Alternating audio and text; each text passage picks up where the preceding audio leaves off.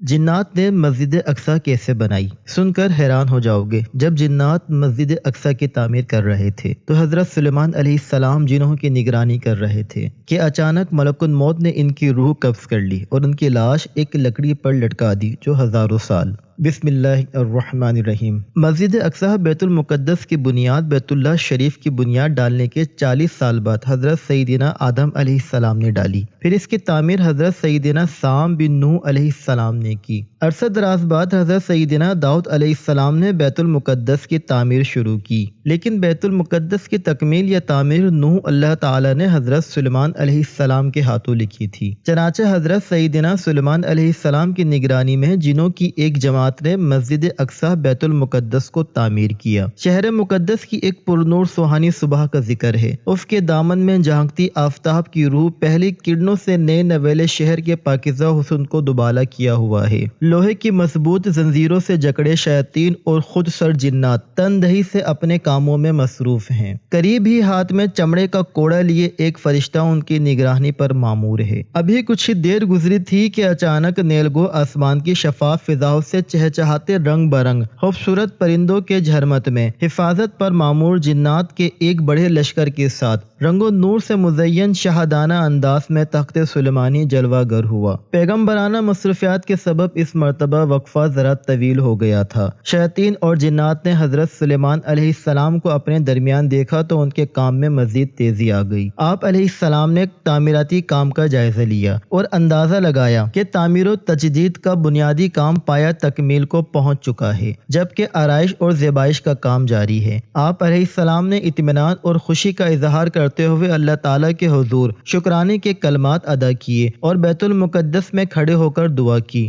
حضرت عبداللہ بن عمر رضی اللہ تعالی عنہ سے مروی ہے کہ نبی اکرم صلی اللہ علیہ وآلہ وسلم نے فرمایا، جب حضرت سلیمان علیہ السلام بن داؤد بیت المقدس کی تعمیر سے فارغ ہوئے تو انہوں نے اللہ سے 3 چیزیں مانگی۔ اول، میں جو فیصلہ کروں وہ تیرے فیصلے کے مطابق ہو۔ دوم، مجھے ایسی حکومت دے کہ میرے بعد پھر ویسی حکومت کسی کو نہ ملے۔ سوم، جو کوئی اس مسجد میں صرف نماز کے ارادے سے آئے وہ اپنے گناہوں سے ایسا پاک ہو کے جائے جیسے اس دن تھا جب اس کی ماں نے اسے جنا تھا۔ نبی اکرم صلی اللہ علیہ وآلہ وسلم نے فرمایا، 2 چیزیں تو اللہ تعالیٰ نے حضرت سلیمان علیہ السلام کو عطا فرمائیں، مجھے امید ہے کہ تیسری بھی عطا کی ہوگی۔ اسماعیل صدی مفسر قرآن و حدیث کی روایت میں یہ بھی ہے کہ بیت المقدس کی تعمیر مکمل ہونے پر حضرت سلیمان علیہ السلام نے 12,000 گائیں، بیل اور 20,000 بکریوں کی قربانی کر کے دعوت عام کی اور اللہ کا شکر ادا کرتے ہوئے عرض کیا، اے میرے پروردگار، جو شخص اس مسجد میں داخل ہو میں اس کے لیے تجھ سے 5 چیزیں مانگتا ہوں۔ ایک یہ کہ جو گناہ گار توبہ کرنے کے لیے مسجد میں آئے اس کی توبہ قبول فرما،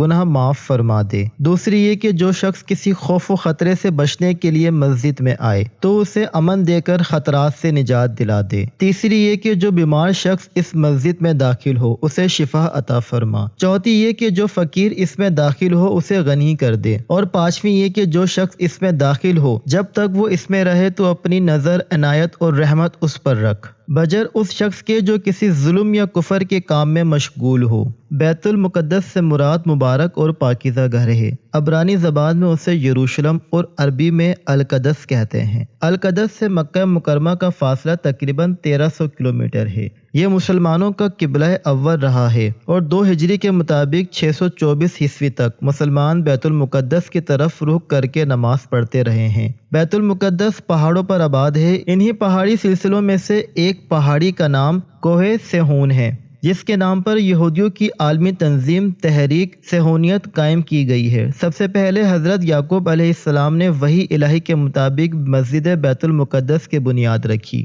حضرت یعقوب علیہ السلام کا دوسرا نام اسرائیل تھا، اسی نسبت سے آپ کی اولاد بنی اسرائیل کہلائی۔ 961 قبل مسیح میں حضرت سلیمان علیہ السلام نے مسجد اور شہر کی تعمیر و تجدید کروائی۔ یہی وجہ ہے کہ یہودی مسجد بیت المقدس کو ہیکل سلیمانی کہتے ہیں۔ 586 قبل مسیح میں ملک بابل، عراق کے بادشاہ بخت نصر نے اس خوبصورت شہر کی اینٹ سے اینٹ بجا دی اور 1 لاکھ یہودیوں کو غلام بنا کر عراق لے گیا۔ پھر لگ بھگ 50 سال بعد 539 قبل مسیح میں شہنشاہ فارس سائرس اعظم نے بابل فتح کیا اور یہودیوں کو بیت المقدس جانے کی اجازت دے دی۔ جہاں انہوں نے بیت المقدس شہر اور ہیکل سلیمانی کو دوبارہ تعمیر و مرمت کی۔ 70 عیسوی میں رومی جنرل ٹائٹس کے ہاتھوں ایک بار پھر یروشلم اور ہیکل سلیمانی تباہ ہوئی۔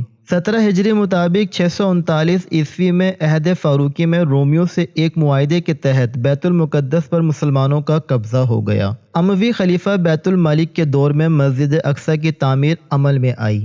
1099 عیسوی میں پہلی صلیبی جنگ کے موقع پر یورپ کے مسیحیوں نے بیت المقدس پر قبضہ کر کے 70,000 مسلمانوں کو شہید کر دیا۔ 1187 عیسوی بمطابق 538 ہجری تک سلطان صلاح الدین ایوبی نے 16 جنگیں لڑیں، یہاں تک کہ بیت المقدس کو عیسائیوں کے قبضے سے آزاد کروا لیا، جس کے بعد یہاں 761 برس تک مسلمانوں کی حکومت رہی۔ دسمبر 1917 میں پہلی جنگ عظیم کے موقع پر انگریزوں نے بیت المقدس اور فلسطین پر قبضہ کر کے یہودیوں کو آباد ہونے کی اجازت دے دی۔ نومبر 1947 میں اقوام متحدہ کے جنرل اسمبلی نے یہود و نصارہ کے گڑھ جوڑ سے ایک سازش کے تحت اس علاقے کو فلسطین، عرب اور یہودیوں میں تقسیم کر دیا۔ 14 مئی 1948 کو یہودیوں نے پہلی صہیونی ریاست اسرائیل کے قیام کا اعلان کر دیا۔ 15 مئی 1948 کو پہلی عرب اسرائیل جنگ چھڑی، جس میں اسرائیل نے امریکہ اور یورپی ممالک کی مدد سے عربوں کے ایک بڑے حصے پر قبضہ کر لیا، جس کے نتیجے میں 75,000 فلسطینی بے گھر ہو گئے۔ 5 جون 1967 کو عرب ممالک اور اسرائیل میں تیسری بار جنگ کا آغاز ہوا۔ اس 6 روزہ جنگ میں اسرائیل نے پورے فلسطین پر قبضہ کر کے فلسطینیوں پر ظلم و ستم کے پہاڑ توڑ دیے۔ یہودیوں کے بقول 70 عیسوی میں جنرل ٹائٹس کے ہاتھوں تباہی کے بعد بھی ہیکل سلیمانی کی ایک دیوار کا کچھ حصہ محفوظ ہے، جہاں 2000 سال سے یہودی زائرین آ کر رویا کرتے ہیں، اسی لیے اسے دیوار گریا کہا جاتا ہے۔ یہودی مسجد اقصی کو شہید کر کے یہاں ہیکل سلیمانی تعمیر کرنا چاہتے ہیں، اور اپنے اسی مضمون مقصد کی تعمیل کے لیے انہوں نے بیت المقدس کو دارالحکومت بنا رکھا ہے۔ علامہ عماد الدین ابن کثیر اپنی شہر آفاق کتاب قصاص الانبیاء میں مشہور مفسرین قرآن اسماعیل بن عبد الرحمن جو صدی کے نام سے مشہور ہیں، ابو مالک رحمۃ اللہ علیہ اور ابو صالحہ رحمۃ اللہ علیہ کے واسطے سے حضرت عبداللہ بن عباس رضی اللہ تعالی عنہ اور دیگر کہیں صحابہ رضوان اللہ علیہم الاجمعین سے ایک دفعہ ایک واقعہ نقل کرتے ہیں کہ حضرت سلیمان علیہ السلام بیت المقدس میں کہیں کہیں ماہ تنہائی میں بسر کرتے تھے۔ وہ اپنا کھانا وغیرہ بھی ساتھ رکھا کرتے تھے۔ آپ علیہ السلام کی وفات کے آثار اس طرح شروع ہوئے کہ جب صبح اٹھتے تو بیت المقدس پر کوئی پودا لگا ہوتا۔ آپ علیہ السلام اس سے پوچھتے تیرا کیا نام ہے؟ وہ بتا دیتا، پھر سوال کرتے تو صرف درخت ہے یا کسی دوا کے لیے اگایا گیا ہے؟ عرض کرتا فلاں دوا کے لیے، تو آپ علیہ السلام اسے اسی دوا میں استعمال کروا لیتے۔ ایک مرتبہ آپ علیہ السلام نے ایک نیا پودا لگا دیکھا تو اس سے پوچھا تیرا کیا نام ہے؟ عرض کیا خروجہ، یعنی خرابی اور ویرانی، میرے اگنے سے اب اس گھر کی ویرانی ہے۔ پھر آپ علیہ السلام نے پوچھا کس گھر کی؟ عرض کیا بیت المقدس کی، خرابی اور ویرانی کے لیے ہوں۔ آپ علیہ السلام نے فرمایا یہ کیسے ہو سکتا ہے کہ میں ابھی زندہ ہوں اور اللہ پاک اس بیت المقدس کو ویران فرما دے؟ لہٰذا اب میری موت کا وقت قریب معلوم ہوتا ہے اور تیرے چہرے پر میری ہلاکت اور بیت المقدس کی ویرانی لکھی ہوئی ہے۔ پھر آپ علیہ السلام نے اس پودے کو اکھاڑ کر ایک باغ میں لگا دیا، پھر محراب میں داخل ہوئے اور اپنے عصا کے ساتھ ٹیک لگا کر نماز پڑھنے لگے اور اسی حالت میں وفات پا گئے۔ شیاطین جنات کو آپ علیہ السلام کی وفات کا علم نہ ہو سکا۔ حضرت سلیمان علیہ السلام کی وفات کا تذکرہ قرآن کریم میں اللہ تعالیٰ نے یوں فرمایا ہے۔ ترجمہ: پھر جب ہم نے سلیمان علیہ السلام پر اجل کا حکم صادر فرمایا تو ان جنات کو ان کی وفات پر کسی نے آگاہی نہ دی سوائے زمین کی دیمک کے جو ان کے عصا کو کھاتی رہی۔ پھر جب آپ علیہ السلام کا جسم زمین پر آ گیا تو جنات پر ظاہر ہو گیا کہ اگر وہ غیب جانتے تو اس ذلت انگیز عذاب میں نہ پڑے رہتے۔ مولانا فضل الرحمان مشہور مفسر اسماعیل صدی رحمۃ اللہ علیہ اس حوالے سے لکھتے ہیں کہ سلیمان علیہ السلام کی زندگی ہی میں بنی اسرائیل میں یہ خود ساختہ غم راہی شروع ہو گئی تھی کہ نعوذ باللہ حضرت سلیمان علیہ السلام کا سکھایا ہوا علم سحر ہے، اور نعوذ باللہ حضرت سلیمان علیہ السلام ایک جادوئی کی وجہ سے اتنی بڑی حکومت کے مالک تھے۔ قرآن مجید نے بنی اسرائیل کے لگائے ہوئے اس بہتان کی مدلل تردید کی اور حضرت سلیمان علیہ السلام کے پیغمبران پیکرانہ عظمت کو نمایاں اور روشن کرتے ہوئے بتایا کہ حضرت سلیمان علیہ السلام کا دامن جادو کی نجاست سے پاک ہے۔ اسی کے ساتھ ہی بنی اسرائیل نے یہ کہنا شروع کر دیا تھا کہ جنات علم غیب جانتے ہیں۔ چنانچہ جب حضرت سلیمان علیہ السلام کو اس کا علم ہوا تو انہوں نے شیاطین کے ان تمام نوشتوں کو حاصل کر کے اپنے تخت کے نیچے دفن کر دیا تاکہ جن و انس میں سے کسی کو بھی وہاں تک پہنچنے کی جرت نہ ہو سکے، اور ساتھ ہی یہ فرمان جاری کر دیا کہ جو شخص سحر کرے گا یا جنات کے متعلق علم غیب کا عقیدہ رکھے گا تو اسے اس جرم میں قتل کر دیا جائے گا۔ لیکن جب حضرت سلیمان علیہ السلام کا انتقال ہو گیا تو شیاطین نے اس مدفون ذخیرے کو نکال لیا اور بنی اسرائیل میں یہ خود ساختہ عقیدہ عام کر دیا کہ نعوذ باللہ جادو کا یہ علم حضرت سلیمان علیہ السلام کا ہے، اور وہ اسی سے جن و انس، ہوش و تیور اور ہوا پر حکومت کیا کرتے تھے۔ اس طرح ان شیاطین نے جادو کو پھر بنی اسرائیل میں رائج کر دیا۔ ڈاکٹر اسرار احمد تحریر فرماتے ہیں کہ حضرت سلیمان علیہ السلام جنات کی نگرانی کے لیے اپنے عصا کے سہارے کھڑے تھے کہ آپ علیہ السلام کی روح قبض ہو گئی، مگر آپ علیہ السلام کا جسم مبارک اسی طرح کھڑا رہا، یہاں تک کہ دیمک نے آپ علیہ السلام کی لاٹھی کو کھوکھلا کر دیا۔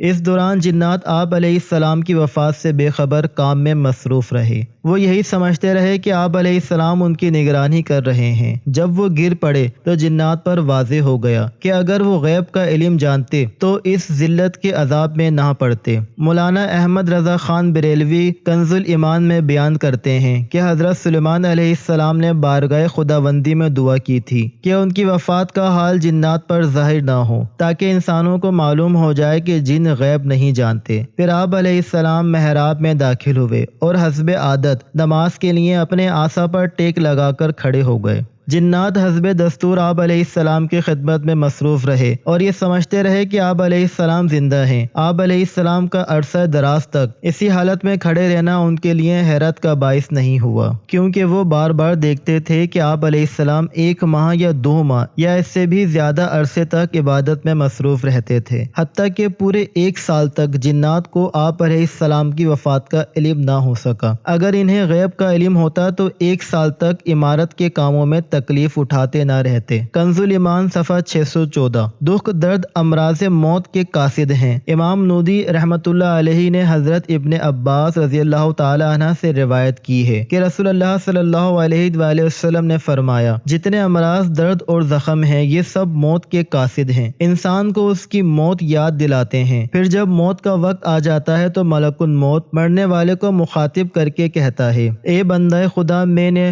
صورت امراض و حوادث کتنے فاسد بھیجے تجھے خبردار کرنے کے لیے کہ تو موت کی تیاری کر لے۔ اب میں تیرے پاس آ پہنچا ہوں، جس کے بعد کوئی اور خبر دینے والا یا کوئی قاصد نہیں آئے گا۔ اب تو اپنے رب کے حکم کو لامحالہ جانے گا، خواہ خوشی سے یا مجبوری سے۔ ابو داؤد شریف میں حضرت خیثمہ سے مروی ہے کہ حضرت سلیمان بن داؤد نے ملک الموت سے کہا، جب تیرا ارادہ میری روح قبض کرنے کا ہو تو مجھے اس سے متعلق پہلے سے بتا دینا۔ ملک الموت نے کہا، ایسا نہیں ہو سکتا کہ میں آپ کو اس سے آگاہ کر سکوں، کیونکہ جب موت کا وقت آ جاتا ہے تو مجھے کتاب دی جاتی ہے جس میں مرنے والے کے نام درج ہوتے ہیں۔ دراصل ملک الموت کسی کی موت کا وقت پہلے سے نہیں جانتا جب تک اسے حکم نہ دیا جائے کہ فلاں کی روح قبض کر لو۔ حضرت عبد الرحمن بن زید رضی اللہ تعالی عنہ سے مروی ہے کہ حضرت سلیمان علیہ السلام کے پاس ملک الموت آئے اور کہا کہ مجھے آپ کی روح قبض کرنے کا حکم ملا ہے۔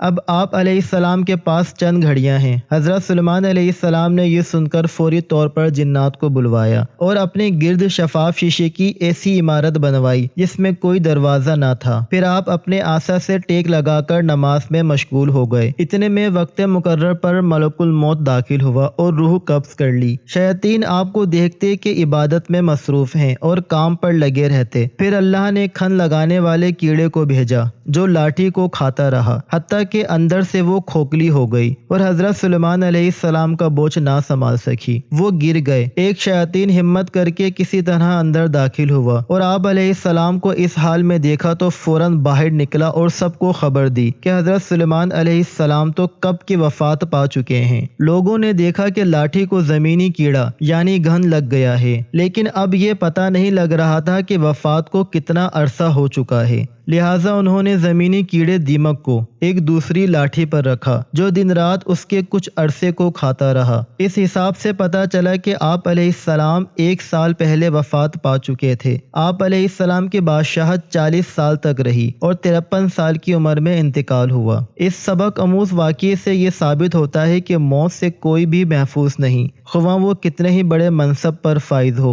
या कोई निहायत अहम और ज़रूरी काम सर अंजाम दे रहा हो। वक्त मुइना पर सबको मौत का मज़ा चखना है। अल्लाह ताला के काम किसी की वफात से रुकते नहीं, उसे जिस तरह काम लेना होता है वो ले लेता है और तमाम असबाब और आलात भी उसी वक्त तक काम करते हैं जब तक कि अल्लाह को मंजूर हो, वरना सब धरे के धरे रह जाते हैं। दूसरा सबक ये हासिल होता है कि इल्म गैब सिवाय अल्लाह ताला के कोई नहीं जानता और न ही अल्लाह की मर्जी और मंशा के बगैर कोई काम सरअंजाम दिया जा सकता है। चनाचा वो तमाम बनावटी रूहानी आमिल जो झूठे माहिरीन जो इस बात का दावा करते हैं कि उनके काबू में ऐसे जिन्नात और शयातीन हैं जो गैब का इल्म जानते हैं और मासूम सादा लोहे इंसानों को आने वाले खौफनाक हालात बताकर अपने दामे फरेब में फंसा लेते हैं, जान लें कि वो बहुत जल्द दोज़ख की आग का ईंधन बनेंगे। अल्लाह ताला हमें दीन की मुकम्मल समझ नसीब फरमाए और हमें नेकोकारों में शामिल करे। आमीन सुमा आमीन।